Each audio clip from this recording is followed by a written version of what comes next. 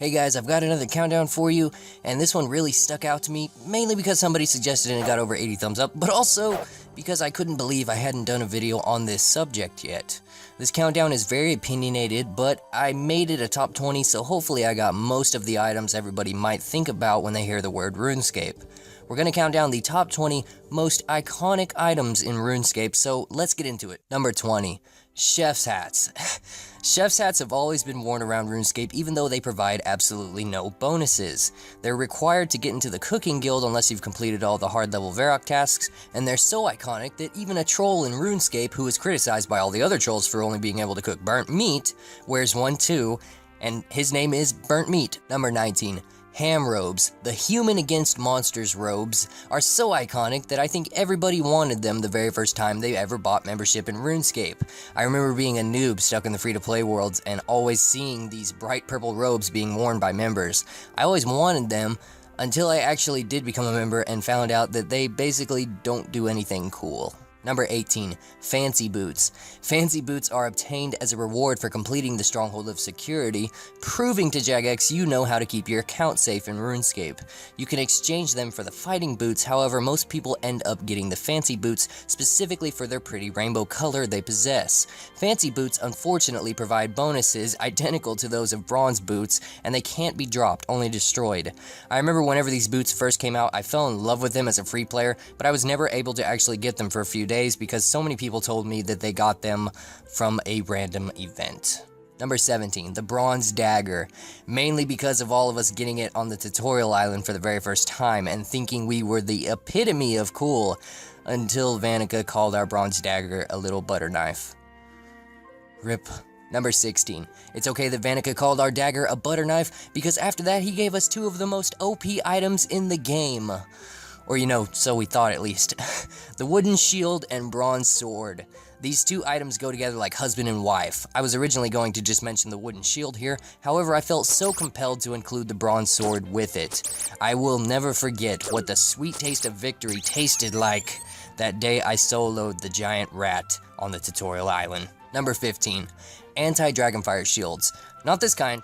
The newbie kind that you get from the Duke of Lumbridge during the Dragonslayer quest, and it's probably one of the most recognized of all the items in RuneScape. Today, the Anti-Dragonfire shield has a scratch on it, most likely from a dragon, but back in the day, Anti-Dragonfire shields didn't have that scratch, and you could plainly see that the symbol on the shield was a sword, which made it even more cool. Number 14. Runes. Obviously, I had to include these bad boys just because the actual name of the game is, after all, RuneScape, and runes are very essential to our survival and transportation all across the world of Gielinor. I suppose the only real question now would be, which one is exactly the most iconic rune? Though I think I'll leave that one for you guys to decide. Number 13. Silverlight. It can actually be traded on RuneScape Classic if you guys didn't already know, but not in RS2 or RS3. I'm sort of sad that it received a graphical update on the 15th of December in 2009, because before that, I fell in love with this sword, guys, like on a personal level. I was so sad the day that I learned that having a rune weapon was actually better than Silverlight itself. I never wanted to actually get rid of it. Number 12. Speaking of rune weapons, one of the most iconic would definitely have to be the Rune Scimitar. Nowadays, getting 40 attack isn't really considered anything special, and it's actually quite easy and very fast to achieve that level for the Rune Scimitar, but back then, getting 40 attack seemed like such a huge accomplishment, and in a free-to-play world, you weren't considered a noob anymore if you had that cyan-colored curved sword. Number 11. A step up from the Rune Scimitar would definitely have to be the Dragon Longsword. For a long time in RuneScape, guys, before Abyssal Whips were released, the most popular outfit you could have was full rune, rune boots, a Legends cape, and a Dragon Longsword. It's definitely one of the most iconic items in the game. However, a lot of people have actually forgotten about how essential it was considered to have this weapon as your own. Number 10. Gilded Armor. Its bonuses are equivalent to rune armor, so basically it's just gold-painted rune armor. But even still to this day, if I see somebody wearing full gilded armor, I automatically, out of habit, see them as being more of a higher standard kind of player, and obviously quite rich. Number 9. Skill capes. They aren't really seen as anything special now unless you have hard level skill capes like 99 Herblore, Construction, Runecrafting, and so on. but back when they were first released, everybody wanted one, and for a long time you were not cool if you didn't have a skill cape. Skill capes are even how I got my name Mote Plox due to all the noobs asking high levels to see the emotes on skill capes. I love my hunter skill cape, as I'm sure you guys know, and I am a veteran player, so all you guys out there that have skill capes, no matter what skill it is, I think you're pretty dang cool for having one. Number 8, speaking of capes, the infamous fire cape. I used to try so hard to get to wave 63 in the fight caves when I was level 70 combat and got membership for the first time, but alas, my dragon longsword wasn't good enough to be up to the task. I have a fire cape, and sometimes, even though I got it a long time ago, I still like just sitting back and looking at it. It's almost hypnotizing. If I ever died and lost it, I would probably cry, and I'm not ashamed to say that. Number 7. The Rune Plate Body. Only obtainable after the Dragon Slayer quest, it was at one point in time very much considered to be the best plate body in the game that you could have. And I'm talking about before Bandos, before the God Wars dungeons as a whole, before the fighter torso.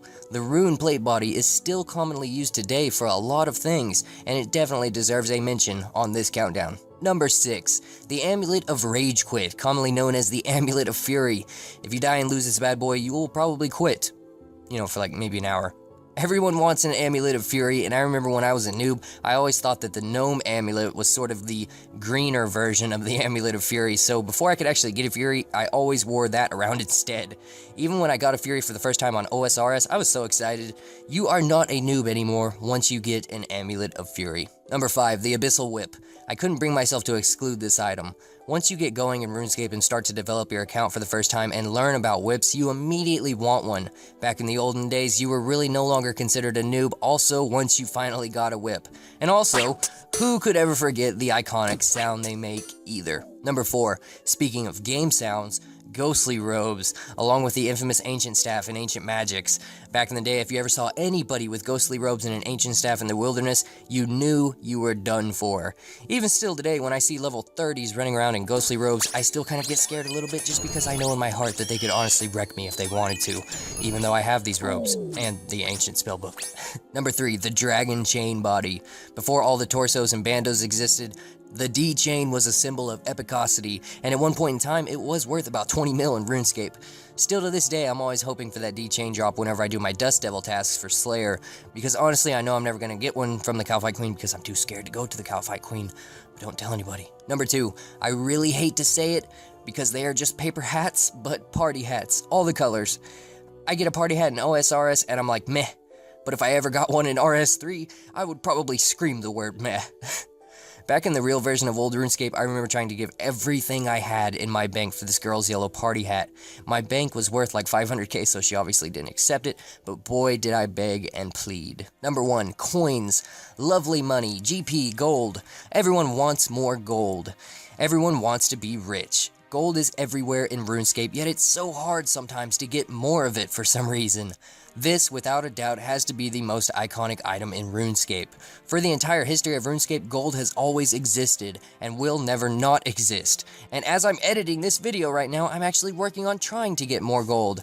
Everything we do in RuneScape, if you're not trying to get gains, you're trying to get more gold, and that is why it is number 1. Thank you for watching, guys. Real quick, I would just like to tell you all that the Nerds blog contacted me and wanted me to do a short little interview with them, and they asked me some really cool questions, so if you'd like to go read what I said, I'll leave the article in the description for you guys. Also, I'd really like to thank Zevoni, Scroozy, nice name, and Dungeon for donating. These guys actually donated quite a bit to the channel, and I love all 3 of you guys. Thank you so much.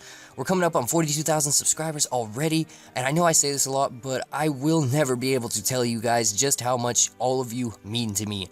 That's all I've got for you guys today, and I do plan on streaming after this video is up, so if you guys want to get in on that, I'll post a short video or something about it before I actually start soon, like I always do. Thank you for being cool every day, always, guys, and I will talk to you all later.